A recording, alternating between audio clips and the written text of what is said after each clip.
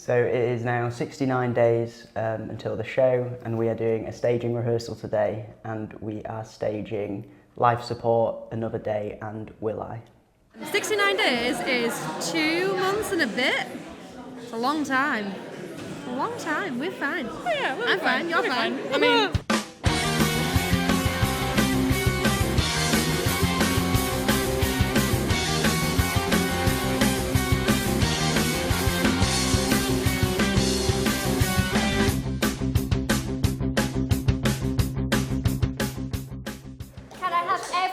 in their first on-stage positions, please. If you don't know what that is, get out. So the process of staging for me usually starts in the car and listening to the songs to and from work.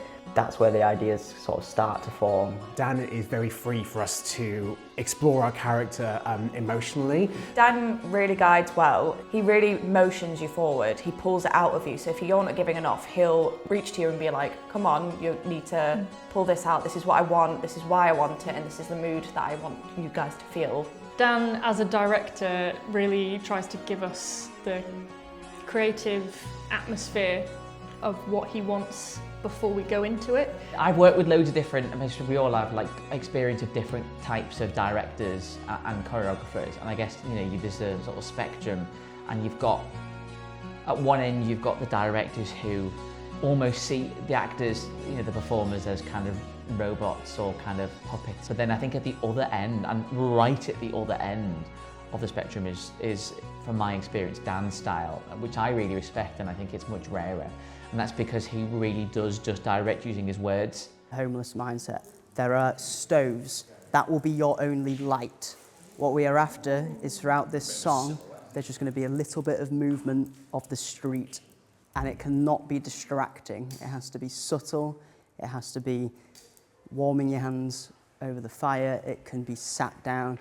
You're also miserable. I think starts with the set and how you use that correctly and sort of deliver the story in a way that makes sense with the set, and then you start to look at the finer details of what people are doing and how they're acting. So you sort of start with big picture, and then you really start to focus in on the details, and that starts in the rehearsal room as well.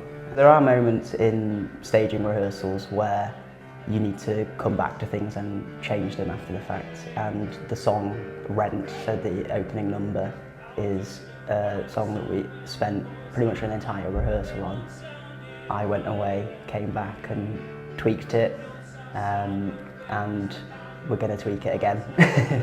As someone performing it, I think it's really important for the guys doing it to be flexible. Every time that you're expecting a scene, if you do it once and you've locked it in, you've got no room for that progression, you've got no room to develop, and things come out of the woodwork down to, you know, the last minute at tech and dress rehearsal where you go, actually, the lighting's not working there, that bit of scenery's in the way, we've all got to adapt, and having that flexibility really is so beneficial. Yeah. So we've just gone through the staging and the choreography for Rent. It's very chaotic, we're enjoying it a lot. We're almost there. Obviously we get to work with each other, sort of swapping around on the stage, which is fun. Yeah, hopefully not crashing at full force, because be... we are running against each other. Or a bin. Yeah, or a bin. A bin is probably going to be the worst. Yeah, bane. Out of context, that sounds weird. Yeah, it does. You will understand when you come see the show. We're not gonna pay last year's rent, this year's rent, next year's rent, rent. We're not gonna pay rent, 'cause everything is rent. In Life Support, so my character comes in and he sort of fumbles in and makes a bit of a, you know, muppet of himself. It's quite a funny moment. I mean, you were chuckling, which was a win for me. And then, as soon as my part's done, it's suddenly the whole atmosphere drops because someone's singing this beautiful number about how they're feeling. I think with Life Support, I want to mention Richard and Connie. Oh my goodness. There's a moment I had in my head where I was just going to put them next to each other, and I won't give too much away, but seeing them start to form that number was incredible, and just immediate chemistry. And I don't believe they'd worked together before this show, but they have a really nice moment. My name is Connie and I'm in the ensemble. My name is Tiggy Jade Fagan and I'm also in the ensemble. My name is Fen Greatley Hirsch. I'm playing Angel. And I'm Richard Baton and I'm playing Gordon, ensemble, anything that requires a bit of atmosphere in the background. So yeah. We are part of a support group and we are feeling essentially our own journey is happening. So each individual in that section that we're in, it's more what that one person's feeling. So you have to create, we've picked names from the quill and we've kind of created our own story. My character in the support group is, it's the support group leader. So I kind of feel like I'm both pulling from a background of someone who has gone through the experience, but also kind of a therapist role, because it's the sort of the person that your characters are relying on, yeah, essentially. They're coming to. I think when it comes to the blocking, I go through the character's dialogue first. So in my case, in this life support scene, my character's dialogue is quite guarded and he's not very open emotionally. So I actually put that into the character's movement. So when I'm going up on stage, I'm feeling quite guarded back and not really wanting to say anything, whereas you come on flouncing and with love for everybody, because that's your character, yeah? Yeah, I mean, Angel's quite light on her feet, I think. I mean, I have a bit of a point of difference when Angel's not in drag, but I mean, she's still the same person, so I think she's just kind of quite bouncy and she's just providing that point of contrast, so I will generally try to keep it a naturalistic level of someone who's maybe a bit upbeat and who is kind of trying to approach every situation with good grace. But if I notice that it's everyone else in the scene is kind of really natural, then I'll probably up it more, so there's a greater point of contrast. Because I'm not relying on the intellect when I try to open up to what I don't know. Because reason says I should have died 3 years ago.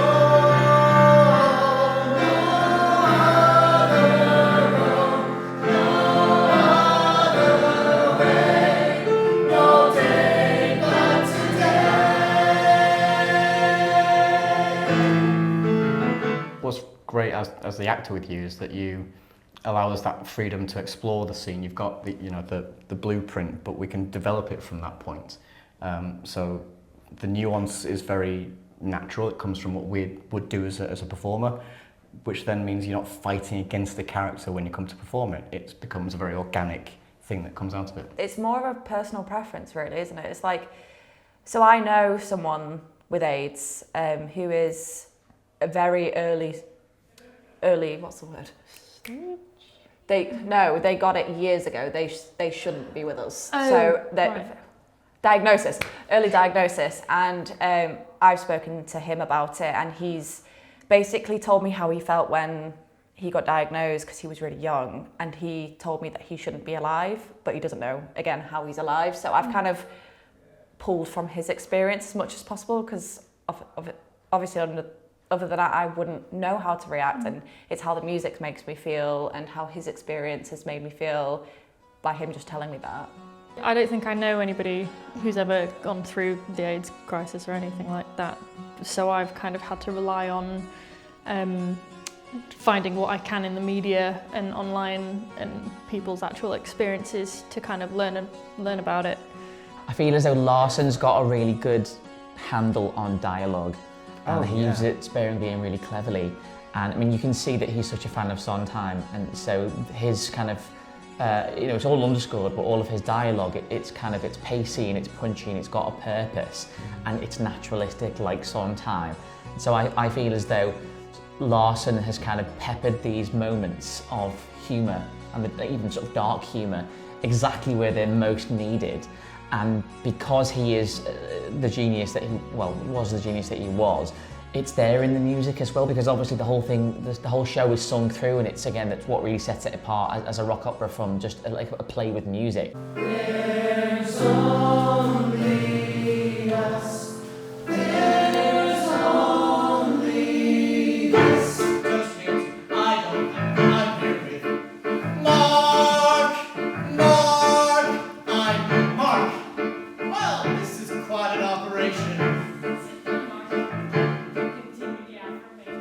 So incorporating the set into staging rehearsals, I like to do as early as possible. With a set like what we're going to have, which will be a scaffold with raised sections, that is very tough to do in the rehearsal room. Freya and I were in B&Q just to see if we could find anything for the set. And this was mainly thinking about the show itself, and we saw these play mats, which we sort of looked at them and jokingly said, oh, we could use that to map out the set on the rehearsal room floor, and it very quickly became not a joke, because actually that was an incredible idea. Because there's not many directors that you work with that actually let you have so much to play with. I've worked with a lot of people and he just goes, yeah, that's exactly what I want, or no, can we change it? And I feel like having that freedom with Dan has actually already pulled us all towards what he's wanting more and more each week. Is it mean of me just to say, let's do it? Or is everyone all right with that? Should we just crack on? Let's do Rent.